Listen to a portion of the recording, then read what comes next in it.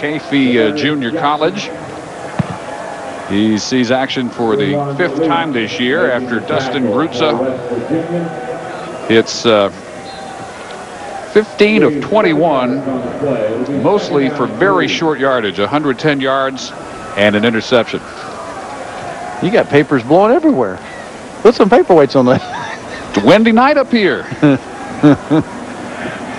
Yeah, let's get this was a nice 70-degree day, headed down to the low 40s or below. Cincinnati, with 8:20 to go, hoping they can extend the drive and maybe break the schneid here. Let's do it. Let's change gears a little bit here with this windy talk, and let's go to the Heisman. You know, we've jinxed a few people now with this midweek crew. You know, it's really impossible to see who is going to get into the 4 and 5 slots to join this trio in New York, because you're really just filling out the roster. It has to be Young, Bush, or Leinart. And politically, I think if you analyze this, you have to expect that Bush and Leinart are going to split up a lot of the vote, especially out west, and Vince Young has got to benefit from that. Well, you know, all three are very good football players. And at one time I had Leinart as the guy in the lead, and then it went to Bush. But I've been sold on Vince Young here for a few weeks, and I'm sticking with it. Unless he does something that's just goofy, I think it's Vince Young's. Now, the question is, I think, we're battling for who are the other two guys that maybe get an invitation to New York. And guys like Brady Quinn, the quarterback at Notre Dame. He's had an outstanding season. How about Jeff Smartja, his wide receiver? Real outside chance there. This is Greg Moore.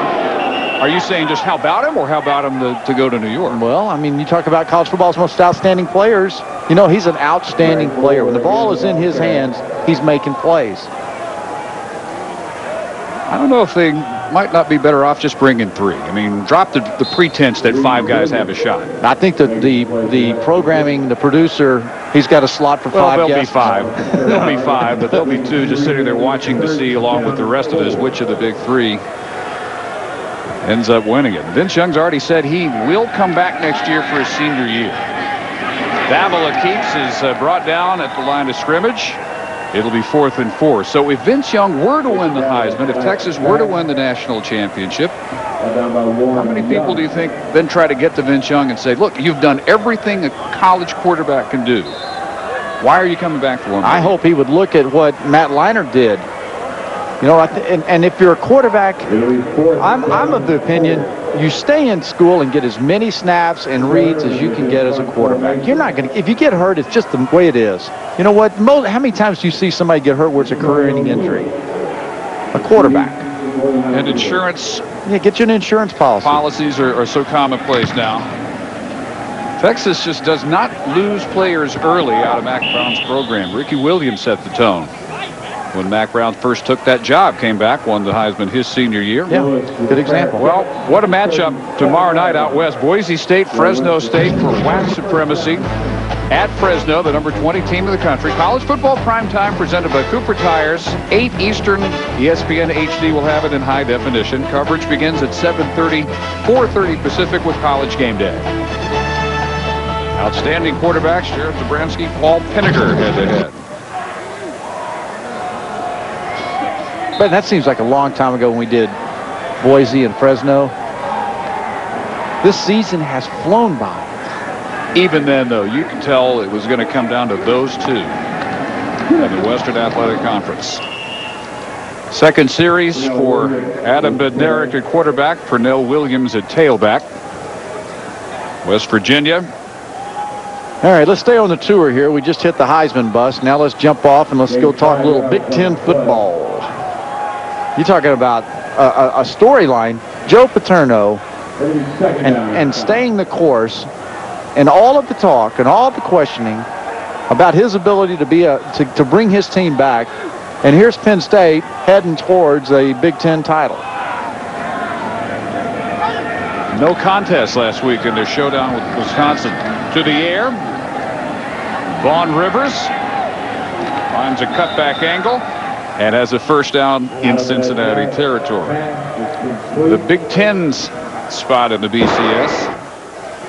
You got the All-State BCS standings there, and you got Penn State at number 5, second-ranked team with a loss, and then you got Ohio State with 2 losses at number 8. You know, look at Virginia Tech sitting in there at number 6. I think there's a chance if LSU were to win out to go up and bypass Virginia Tech. But you've already said that's not going to happen. Alabama's going to beat LSU, and so much for that. Now, you're not backing off. But no, now's the time for me to start, couching it and put some, waffling, backing off. Pernell Williams. But the Big Ten, it's one of those conferences this year where you've really never known which team was going to show up. There's a lot of balance up there. Penn State's young guys have come out and they've made some plays. Their defense is excellent. Ohio State's a good football team. How about Robinson maybe outside shot for that trip to New York? Nah. Nope. Nah. Well, who's done more for his program? Him or Jeff Marcha? We were talking about Notre Dame. Williams bounces off the pile. And every Mountaineer continues to play the way Rich Rodriguez continues to coach, as if it were nothing to nothing down to Holly. Well, guys, you're talking about Penn State and their resurgence in the Big Ten this year. I had a chance to do that Penn State-Ohio State game, and after the game, I asked Joe Paterno, does a win like this mean Penn State's back? And he had a very interesting answer. He said, Holly, I'm not sure we ever left. He really thought all these years that they were down, that they had good football players, they just had to put it together, and this year they've finally done it. Penn State, he thinks, never went anywhere. And I think that was the same interview, Holly, where you asked him about vindication or whatever, and he said, I don't ever have to, qualify myself to anybody, fans or media. Jopa's a little bit beyond playing that game at this point. Yeah, but they were gone, Holly. I do feel like Penn State was gone, off the radar, and this was a humongous turnaround for Joe Paterno and his football team, and the recruits that he's been able to bring in there and the way he's coached them up, I admire him. Timeout call with 3:01 to go by Cincinnati. And you know what? And I was one of those that was also in Joe Paterno's camp. I never said that Joe Paterno should leave. I always said he has earned the right to stay and decide when he leaves. However, now that he's doing what he's doing and the success he's having, you kind of think, hey, okay, Joe, you're back on top. Maybe take a bus ride and go on. No one thought anybody could coach into his 70s the way Jopa has. His 80s? Is that even an outside possibility? He's looked the same since when I was playing. He still looks 55 years old. 1982 when he stole the national championship from SMU and us, he's looked the same. He's got the same wardrobe, same walk, same pair of glasses on. His style has changed a little bit. His coaching staff, I'll tell you what really impressed me this year. Joe Paterno allowed his entire staff to go spend a full week with the University of Texas and their coaching staff, and they talked football. To me, that's sharing ideas. That's changing with time, and that says a whole lot. There are a lot of coaches out there who can't change. They don't want to change. They think their system is the way. You have to be willing to listen and learn, or you're going backwards. After the timeout, 4th and 2. Bill Brady, another chance to pin the Bearcats deep. They have lived on this end of the field.